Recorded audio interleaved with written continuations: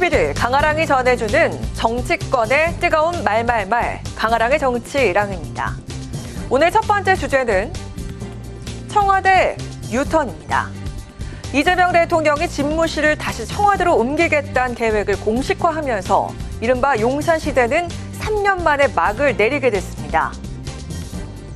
이재명 대통령은 국가 시스템을 정상화하기 위해 오늘 열린 국무회의에서 청와대 복귀 관련 예비비 안건을 상정 의결했습니다. 청와대 복귀 관련 예비비는 총 259억 원으로 용산 이전 관련 예비비인 378억 원의 69%, 119억 원을 줄였습니다. 어제 국무회의에서 청와대 복귀에 필요한 예비비 안건을 의결하는 한편 청와대로의 복귀는 업무 시간이 아닌 주말과 휴일을 이용해 순차적으로 실행될 것임을 강조했습니다. 실제로 청와대는 대한민국 건국 이후 약 70년 동안 대통령 집무실로 자리했습니다. 일제강점기 조선 총독부 관저를 경무대로 명명한 이승만 전 대통령부터 청와대로 명칭을 변경한 윤보선 전 대통령에 이어 문재인 전 대통령에 이르기까지 오랜 세월 동안 자리를 지켜온 청와대지만 노후화로 실제 생활엔 불편한 점이 많다고 합니다.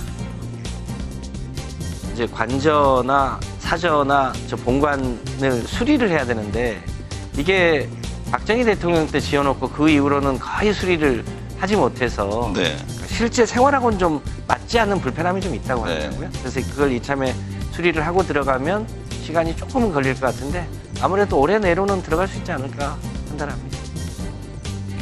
2022년 윤석열 전 대통령이 취임한 직후 집무실을 용산 대통령실로 옮기면서 청와대는 국민의 품으로라는 이름으로 일반 시민들에게 공개가 됐었는데요. 이재명 정부의 청와대 복귀 방침에 따라 오는 8월부터 청와대 관람 운영은 잠시 중단될 예정이지만 향후 시민들의 청와대 관람을 위해서 부분 개방을 유지하겠다고 밝혔습니다. 대통령의 청와대 복귀 계획이 구체화되는 만큼 청와대 안팎으로 연일 인파가 몰리고 있습니다. 앞으로의 청와대는 또 어떤 모습으로 우리와 함께하게 될까요? 자, 이어서 오늘 두 번째 주제는 헌법 84조입니다. 이재명 대통령의 공직선거법 파기환송심 재판부가 공판을 잠정 연기한 지 하루 만에 대장동 사건 1심 재판부도 같은 결정을 내렸죠. 재판부는 대통령은 재직 중 형사상 소출을 받지 않는다는 헌법 제84조 내용을 근거로 들었습니다. 여야는 엇갈린 반응을 내놨습니다. 그 선거법이나 대장동 관련해서 그 헌법 제84조에 기반을 해서 대통령에 대해서는 내란 및 외환의 죄가 아닌 경우 형사상 소출을 하지 아니한다. 헌법과 법률에 있던 부분들을 정상적으로 전 적용을 했다 그런 생각이에요. 헌법 84조는 재직 중에 내란과 외환의 죄를 빼고는 소추되지 아니한다. 이제 소추라는 것은 우리가 다 어릴 때부터 기소로 알고 있었던 건데 어느 날 갑자기 한 사람을 위해서 소추는 재판까지 포함된다. 이것이 유권무죄, 무권유죄가 아니라고 얘기할 수가 있느냐. 나중에 역사가 평가할 것 같습니다. 국민의힘은 법원이 일방적으로 재판을 멈춘 것이 이 대통령에게 헌법을 뛰어넘는 특권을 부여한 것이라면서 이것은 모든 국민은 법 앞에 평등하다는 헌법 제11조를 부정한 것이라고 목소리를 높였습니다.